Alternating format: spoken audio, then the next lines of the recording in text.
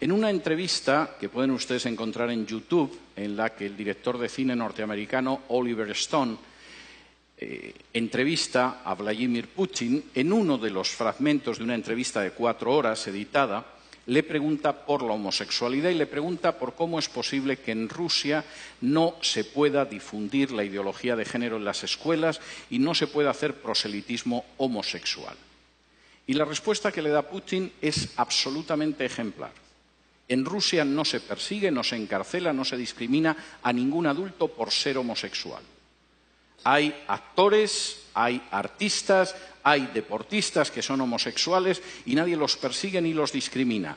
Pero no vamos a tolerar que adoctrinen a los niños en una ideología que es contraria a la familia. Porque la base de esta nación es la familia. Si el niño se convierte en adulto al llegar a los 18 años y decide ser homosexual, es una decisión suya. Pero no vamos a tolerar que la familia la destruyan desde abajo, haciendo proselitismos con niños que no tienen el criterio suficiente para decidir en un sentido o en otro. Yo puedo estar muy poco de acuerdo en muchas cosas con Putin, pero ahí le doy toda la razón. En el caso de China, todavía son más estrictos. Y he tenido ocasión de hablar con chinos acerca de esto. Los chinos siguen arrastrando la herida de lo que ellos llaman el siglo de humillaciones.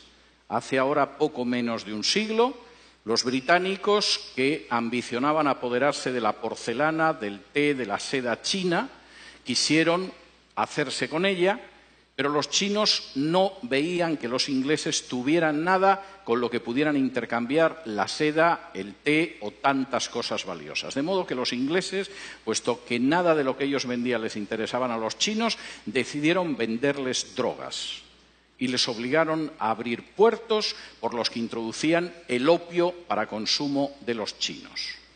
Los chinos se opusieron, la Marina británica era más poderosa, y después de perder 2 guerras no tuvieron más remedio que aceptar puertos extranjeros que introducían el veneno de la droga en China y que sumieron durante prácticamente un siglo a China en el mayor sometimiento y la mayor explotación a potencias extranjeras que había vivido en una historia milenaria. La visión de los chinos sobre la ideología de género es la misma. Esto es peor que el opio que trajeron los ingleses.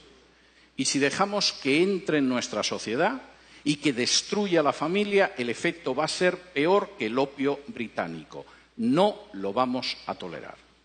No porque seamos cristianos, el régimen es un régimen ateo, sino porque creemos en la familia y sabemos que la nación se basa sobre la familia.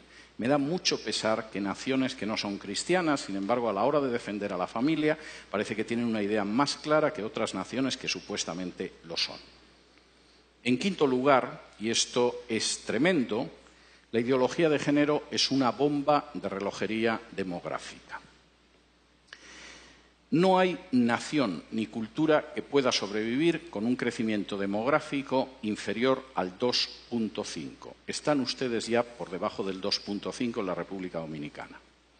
Hasta el 2,3, que es su tasa de crecimiento en estos momentos, tienen posibilidad de reacción.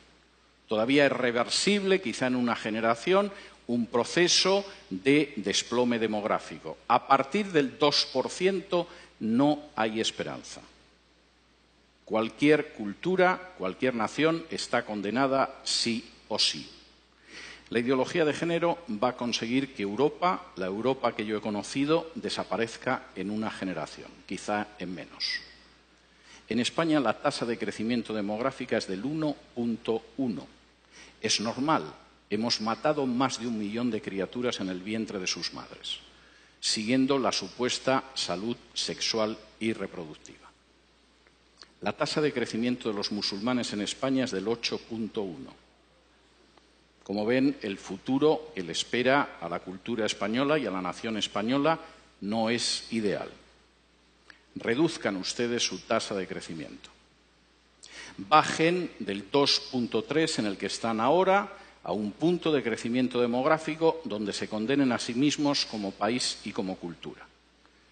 y después solo falta que puedan entrar en masa inmigrantes de otro país sin ningún tipo de control y la República Dominicana que ustedes conocen habrá desaparecido antes de un cuarto de siglo.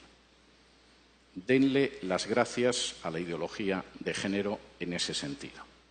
Finalmente, y esto me parece muy importante, la ideología de género es un ataque directo contra la soberanía nacional.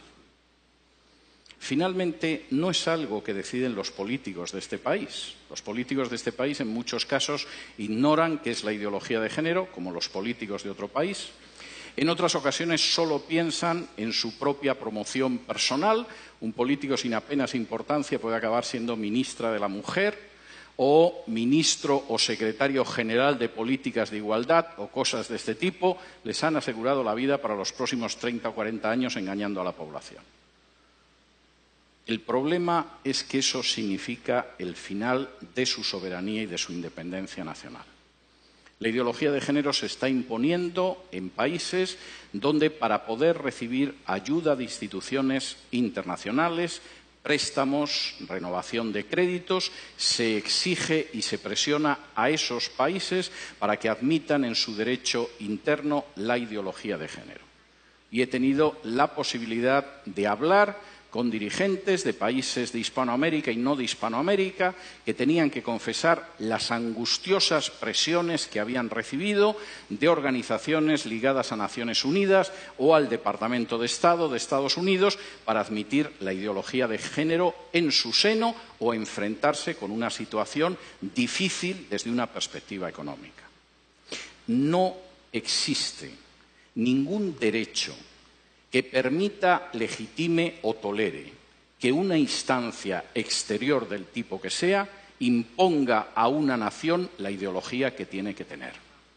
Por muy pequeña que pueda ser esa nación, por muy reducido que sea su peso en el concierto internacional, por muy joven incluso que pueda ser en términos históricos, no existe organización internacional, fundación privada o país extranjero que tenga derecho a imponerle la ideología de género.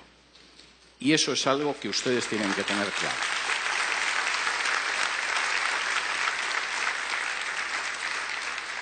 Y si me lo permiten, antes de pasar al terreno de las preguntas, quisiera realizar un paralelo a una situación esencial en la historia de Israel. Cuando de pronto, después de recibir las normas que podían permitir que Israel viviera como una nación ejemplar, como una luz para las naciones, como una verdaderamente nación próspera, las palabras que aparecen en la Escritura es: delante de vosotros he colocado el camino de la vida y de la muerte. Ustedes tienen ahora mismo delante de sí mismos el camino de la vida o de la muerte. Esto no es algo que va a suceder dentro de 10, de 15, de 20 o de 30 años. Ahora mismo tienen delante el camino de la vida o el de la muerte. Tienen delante un camino de vida en el cual puedan construir esta nación sobre la base de familias equilibradas, armoniosas y fuertes, donde puedan educar a sus hijos en la verdad y en el temor de Dios, donde puedan hacer que salgan buenos ciudadanos de sus familias, donde puedan conservar la independencia y la soberanía nacional y donde conserven la libertad y el derecho a decidir la educación. Y ese es un camino de vida para este país, como para cualquiera. O tienen delante el camino de muerte, el camino en el que van a ver cómo su soberanía nacional desaparece, cómo se destruye la familia natural, cómo se acaba con el sistema educativo, cómo se levanta un sistema de mordaza totalitaria sobre los ciudadanos de este país, cómo se tritura el principio de igualdad bajo la ley, cómo su demografía desaparece y cómo al final se encuentran condenados como cultura o como nación. Delante de ustedes ahora mismo hay un camino de vida y hay un camino de muerte encarnado en la ideología de género. Ustedes son los que tienen que decidir. Muchas gracias.